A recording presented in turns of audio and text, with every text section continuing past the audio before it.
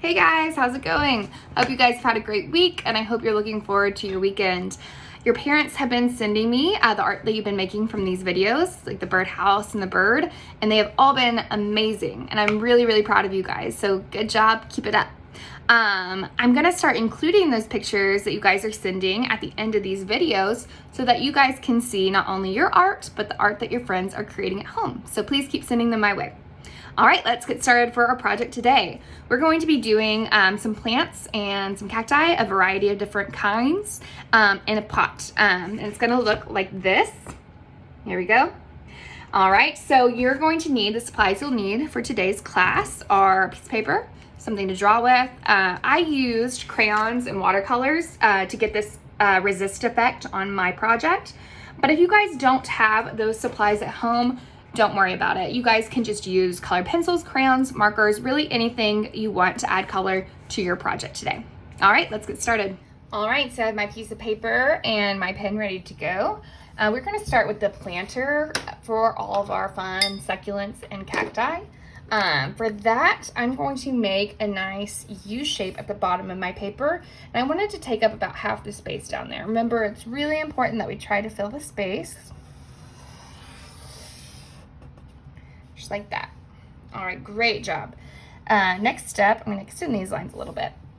We're going to do the top of the planter right up here. So I'm going to do a horizontal line that kind of has a slight curve to it.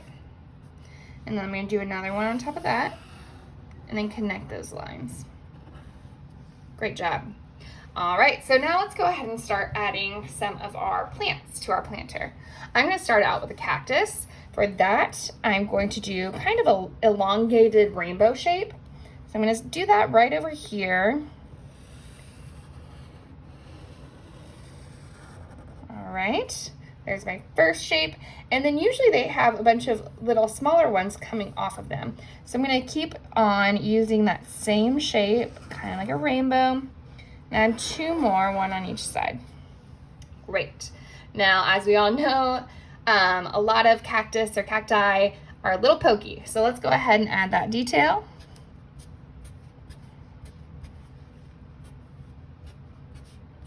And just kind of add some all over. You can do some on the inside of that shape as well, going all different directions.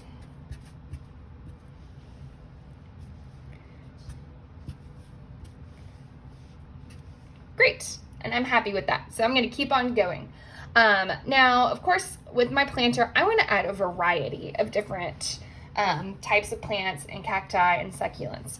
So next thing I'm going to add is, I think, an aloe plant. Or it's gonna kind of look like an aloe plant. And I'm gonna do it to where it starts right here. And we're gonna do a line that goes up. And it's gonna go behind our cactus right here, like that. So if you have a hard time figuring out where it would end up, a lot of time I like to draw with my finger first and pretend like I kept drawing. So I know where I want that line to be on the other side because I want this cactus to overlap my plant right here. And then once I figured that out and I do that line there, I'm gonna go back to the top and bring my line back down. Again, I'm gonna go pretend like I'm keeping to draw, but I pick my pen up and continue to draw my line back down. Awesome. And now I'm gonna add a few more shapes just like this, and it's gonna go out over here, okay? I'm gonna start my next shape right there. And I want them to kind of go up to the center. Just like that. And one over here.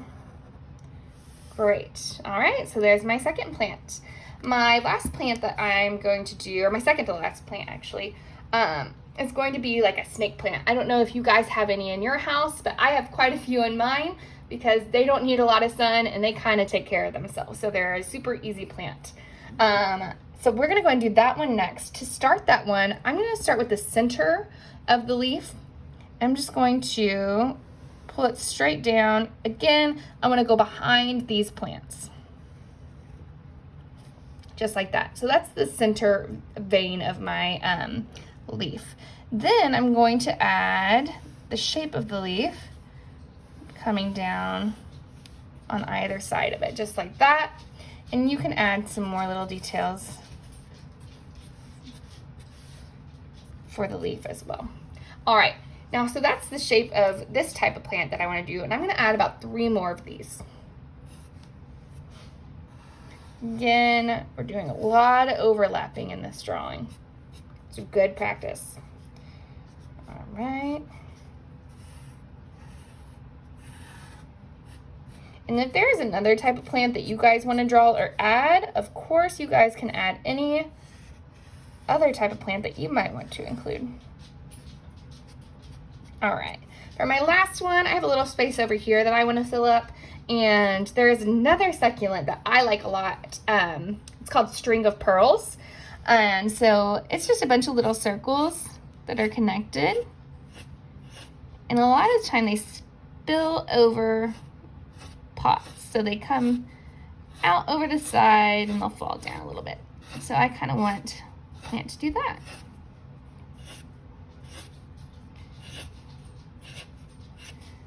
All right. Awesome.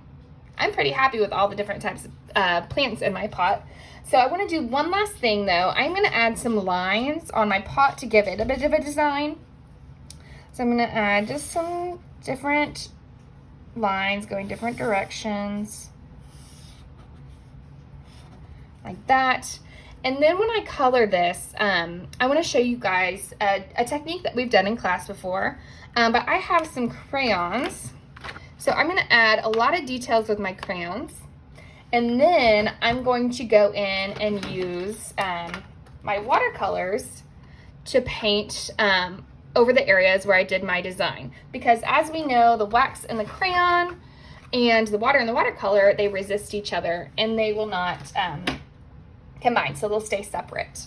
So I'm gonna go ahead and add all my fun details with my crayons and then paint it, and I'll show you guys what mine looks like at the end.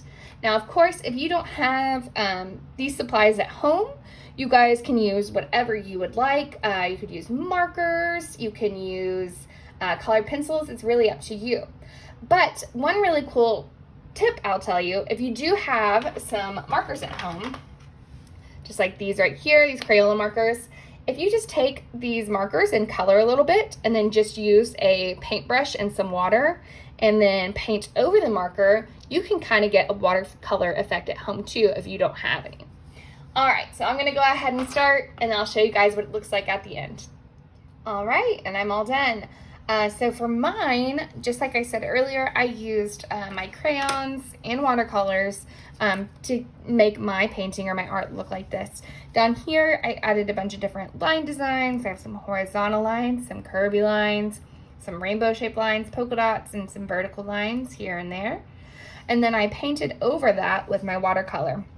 I did that same trick up here on my leaves. So I added on top of my lines where I used my marker, I added a little bit of crayon and then painted over that. So I got those 2 colors in my leaves, because a lot of time leaves, they aren't just one color. They're a bunch of different shades of green. So I want to show you guys how I did that really quick.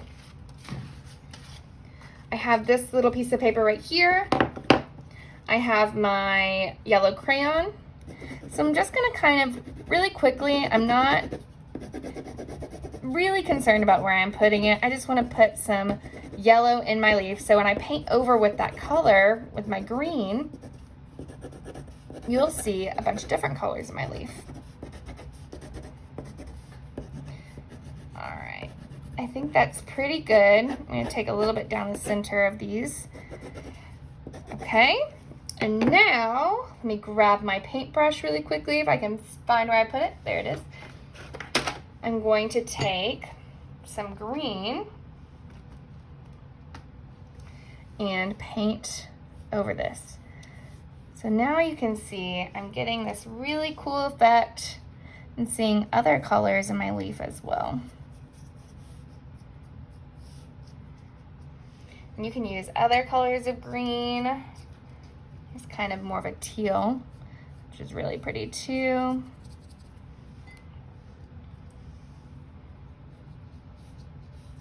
And see how that watercolor is resisting that wax that you're trying to keep separate. Like one more down here.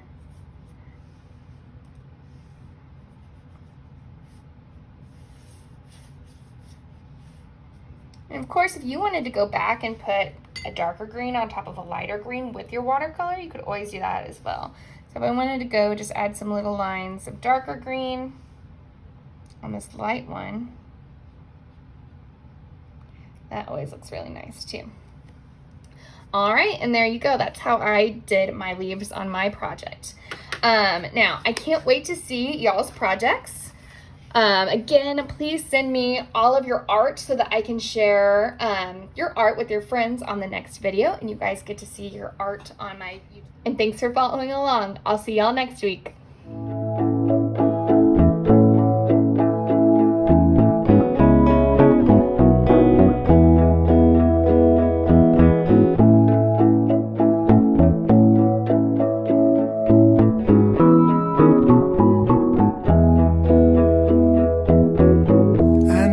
Just a gone away.